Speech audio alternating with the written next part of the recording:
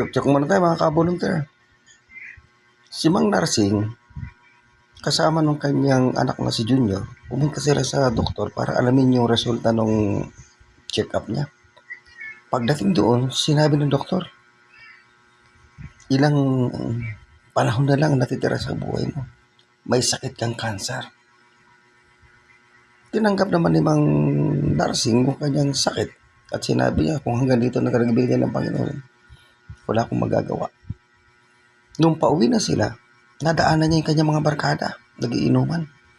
Nagpabili din siya ng inumin. Maya-maya sabi niya, alam niyo mga pare, kung mawawala ako, talagang lubha akong malulungkot na hindi ko na kayo makakasama. Bakit? May sakit kasi akong age at sinabi ng doktor ko na hindi na magtatagal ang buhay ko. Nalungkot din yung kanyang mga barkada. Pagkatapos nila uminom, umuwi na sila.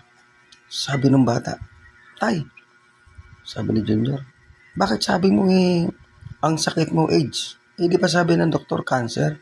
Bata pa yung nanay mo anak. Baka pag-interesa pa ng mga barkada. Joke lang po, joke lang.